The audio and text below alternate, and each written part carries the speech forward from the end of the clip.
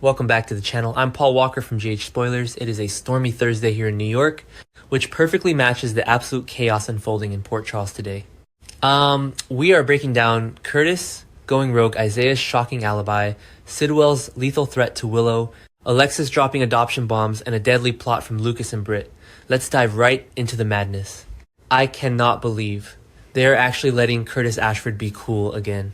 I'm sorry, but I have been screaming at my television for months, begging the writers to give this man something to do other than stand around looking stressed. And finally, we are getting vintage Curtis back.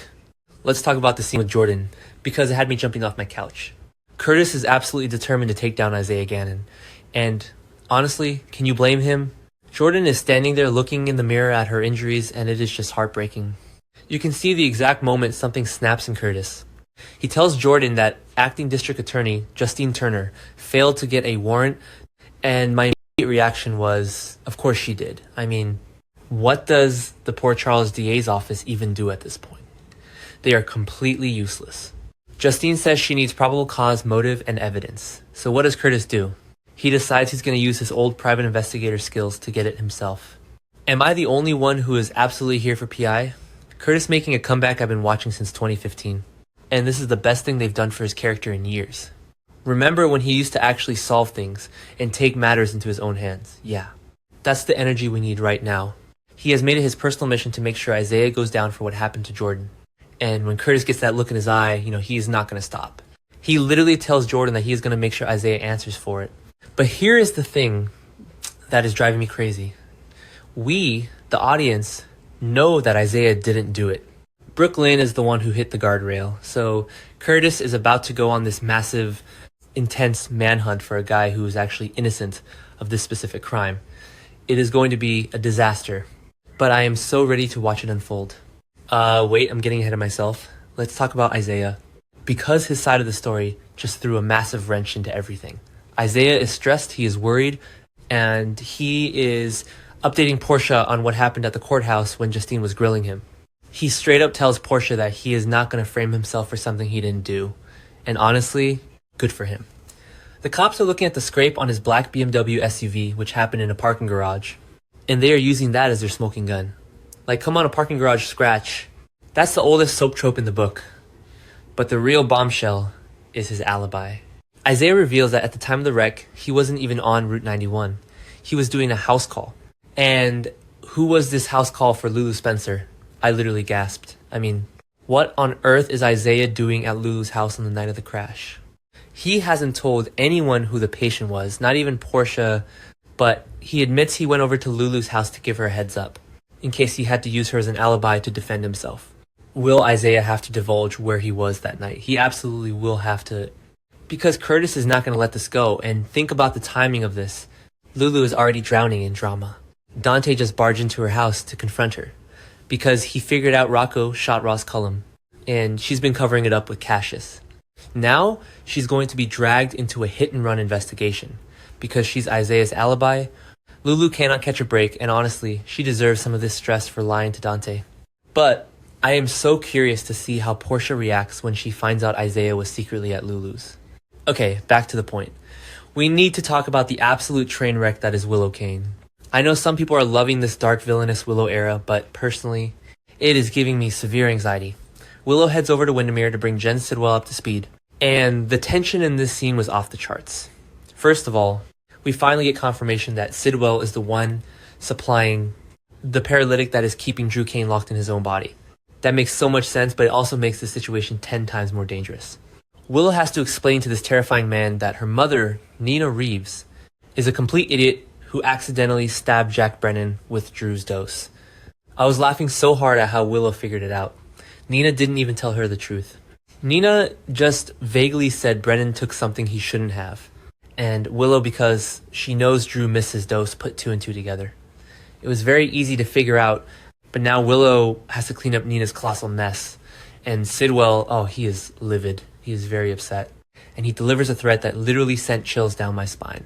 He looks at Willow and tells her, "The moment that Drew can communicate, you are done." All caps, I was screaming. He is not playing around, and we know Drew's medicine is wearing off. We saw him wiggling his fingers. Sidwell is basically telling Willow that if Drew wakes up and talks, her life is over. She is going to prison.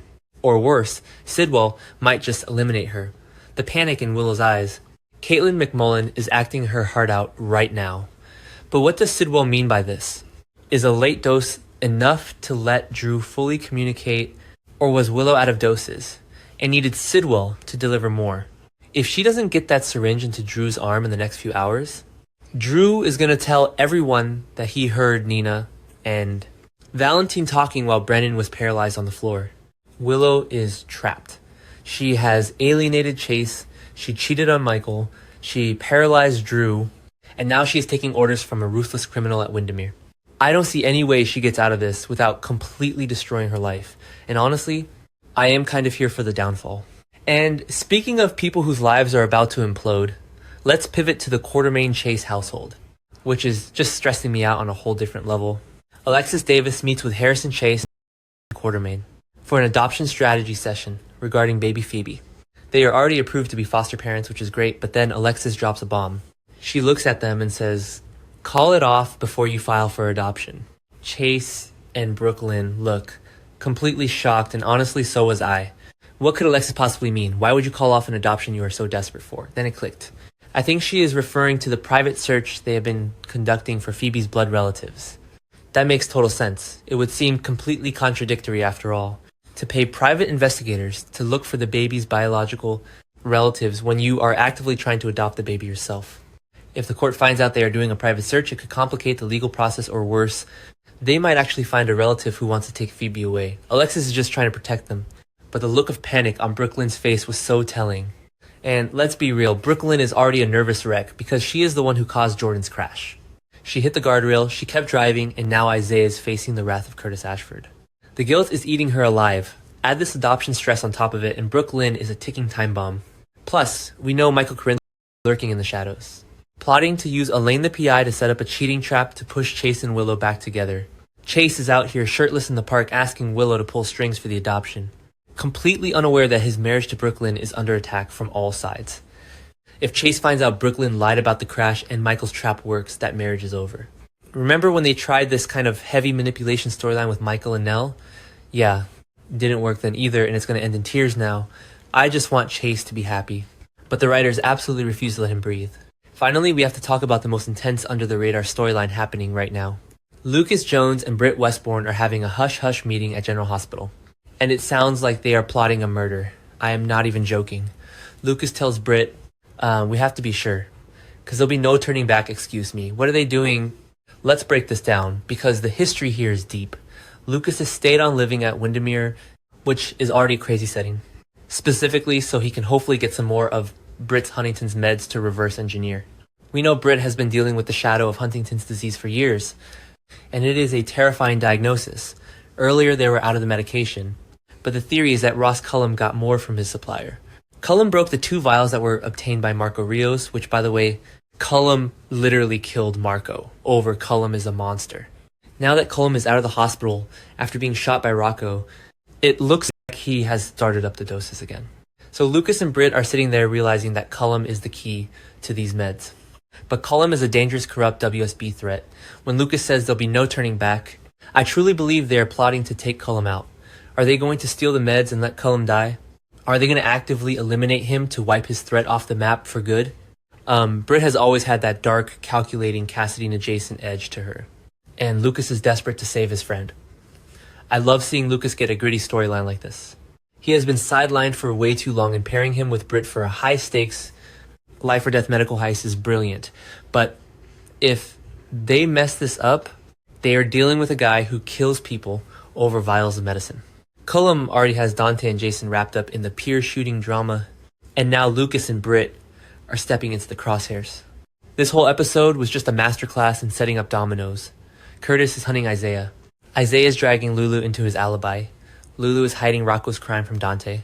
Willow is being threatened by Sidwell while Drew's fingers are twitching. Brooklyn is drowning in guilt while Alexis tells her to stop searching for Phoebe's family. And Lucas and Britt are crossing the point of no return. I am so emotionally invested in this mess.